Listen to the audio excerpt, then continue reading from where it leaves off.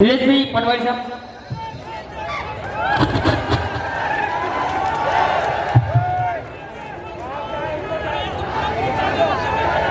Hello hello, धन्यवाद संचालक महोदय। एक शेर गया दूसरा शेर आया। ये मेरे शब्द नहीं है, भंवर दादा के शब्द है मेरे लिए 2014 में। दोस्तों, आज जो दिख रहा है, ये जो जनसैलाब दिख रहा है डूंगरपुर की इस आदिवासी धरती पर, आप सबको ये सफेद काले नीले पीले सफेद लाल पीले झंडे जितने भी दिख रहे हैं, गमछे दिख रहे हैं, उन सबको देख खुश हो गया है कि वास्तव में इस धरती पर ट्राइबल ही टाइगर है। और टाइगर अमित सिंह और टाइगर के भेड़ियों की नहीं चलती, लोमड़ियों की नहीं चलती। और ये छोटे मोटे दलाल तो ऐसे घूमते फिरते रहते हैं, इनसे डरने की जरूरत नहीं है हमको। ये तो आते रहेंगे और इनको हम लात मार के भगाते रहेंगे। दोस्तों, ये आदमी आम आदमी नहीं है जिसके लिए आज आप इकट्ठा हुए हो।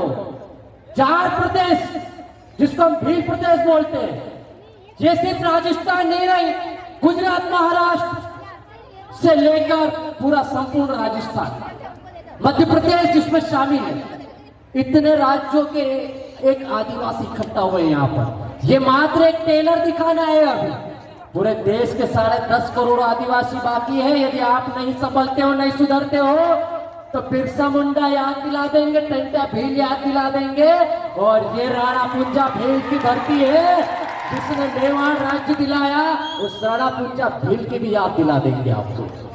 ये आंडू पांडू लोग नहीं है, ये मामूली खून नहीं है। ये 8.5% जिस डीएनए की बात कर रहे हो, ये इस धरती का मालिक है। क्या गलत किया भैया?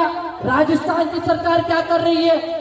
मयंक भाई ने पूछा, मैं भी वही सवाल पूछना चाहता हूं। इस प्रदेश की सरकार एक तरफ जब कन्हैया टेलर की मृत्यु होती है, उसका मर्डर होता है, तो घर पे जाके 1 करोड़ का चेक दे के आते हैं, रात मीडिया पहुंच जाती है, पूरा प्रदेश बंद हो जाता है, गांव बंद हो जाते हैं, लेकिन वहीं पर एक दलित आदिवासी युवक 3 साल का बच्चा छात्र मर जाता है, पानी पीने की गलती करता है गैर आदिवासी की मट्टी पर, तो उसके लिए कोई नहीं चाहता है। इतना बड़ा षड्यंत्र, इतनी बड़ी व्यवस्था, इतना घोर अनर्थ हमारे समाज के साथ हो रहा है, इतना जबरदस्त शोषण हो रहा है। और उस शोषण के दौरान एक शिक्षक जिसकी जिम्मेदारी होती है, एक शिक्षक जो संविधान की शपथ लेकर जाता है स्कूल में, और वही शिक्षक अपने समाज को जगाने की बात करता है, हमारे समाज को सही दिशा देने की बात करता है, तो क्या गुनाह करता है? यदि भंवरलाल परमार ने समाज को जगाने की दिशा में काम किया है और उसने गुनाह किया है, तो निकेश अलावा भी ये गुनाह 1000 बार करने के लिए तैयार है। और मैं आपको बता दूं, पूरे भारत देश में मुझे लगता है अभी ये 2 ही केस हुए हैं। सबसे पहले इस निकेश अलावा पटवारी का, जो जोबट में प्रदर्शन हुआ था मध्य प्रदेश में साल भर पहले, और अब आया है डूंगरपुर में भंवर भाई परमार के लिए। तो ये आंडू पांडू चीजें नहीं है, ये छोटी मोटी बात नहीं है। समाज जाग रहा है, समाज की बहन बेटियां जाग रही है। आप किसी मंदिर के लिए उपास नहीं कर रही है। आज ये जितने भी लोग बैठे हुए हैं, ये सब भंवर दादा के लिए उपास करके बैठे हुए हैं, किसी मंदिर के लिए नहीं बैठे हुए। ये भूखे प्यासे छोटे छोटे बच्चे, हमारी बहन बेटियां और बहनें हमारी संचालन कर रही है। इधर से हमारे बड़े बुजुर्ग लोग तालियां बजा रहे हैं। ये कोई भाड़े की भीड़ नहीं है, ये पैसों से लाई गई भीड़ नहीं है। हम सुबह 5 बजे से निकले हैं, मयंक भाई कल भोपाल से 9 बजे से निकले हैं। ऐसे कितने अनगिनत लोग हैं जो सैकड़ों किलोमीटर दूर से निकले हैं। काहे के लिए भाई? हमारे बाप का लुटारा था क्या यार? नहीं, ये पूरे देश के आदिवासी के बाप का सवाल है।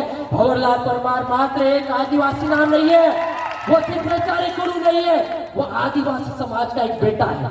होनहार खून है, बिरसा मुंडा का खून है, टंटा भील का खून है, राणो त्रिजी भागेरे का खून है, राणा पुंजा भील का खून है। और ऐसे जब खून हमारे समाज में, हमारे शरीर में दौड़ता है, तो किसी को बुलावे की जरूरत नहीं पड़ती है। दीदी ने चिट्ठी देने की एक इशारा कर दिया है। मैं अपनी बात जल्दी विराम करता हूँ, खत्म करता हूँ, लेकिन जाते जाते कुछ शब्द मेरे दिलो दिमाग में जो बार बार आ रहे थे, ये जो कलेक्टर कार्यालय है, ये किसका टैक्स से चलता है?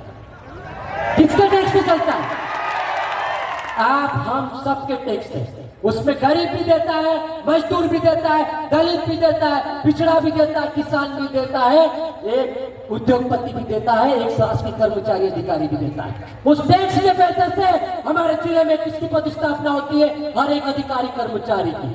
लेकिन हम जब ज्ञापन देने आते हैं तो ये लोग नहीं सुनवाई करते हैं, लेकिन कोई चड्डी फड्डी वाला आ जाए तो फटाक से एफआईआर कर देते हैं।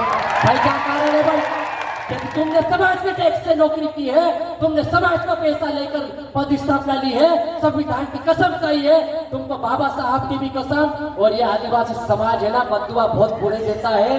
सुधर जाओ, संभल जाओ, नहीं तो ऐसे श्राप देते हैं। हमारे लोग तो पहले बंदूक में से गोली भी नहीं निकलने देते थे, है कि नहीं तो याद कर लो, मानगढ़ इसी प्रदेश में है, इसी प्रदेश में है, और वहीं से भंवरलाल परमार है। और यहाँ से लाखों की संख्या में भंवरलाल परमार पूरे देश में पैदा हो गए। किस किस को बर्बाद करोगे भाई? किस किस के ऊपर एफआईआर करोगे भाई? कितने लोगों को अंदर डालोगे? तो आपको ये बहुत बड़ी चुनौती है, चेतावनी है। अंतिम पंक्ति यही थी मेरी कि सुधर जाओ, संभल जाओ। ये 5 उंगलियां बराबर नहीं है, लेकिन संविधान की एक उंगली बहुत खतरनाक है। ये बाबा साहब जो बोल रहे हैं, ये इसी उंगली से लिखा है संविधान। और ये देश संविधान से चलता है, किसी धर्म ग्रंथ से नहीं चलता है। तुम्हारे बाप दादाओं से पूछो, उससे पहले कोई था क्या? तो उस चीज पे अमल करो। इस पेन की कसम आपको, आप अपना काम ईमानदारी से करें।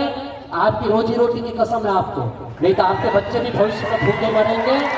और बता दूं मैं, हम भील प्रदेश है ये, भील प्रदेश जिस दिन बन गया ना, तो फिर पोस्टिंग के लिए भटकते रहो, फिर कोई बचाने नहीं आएगा।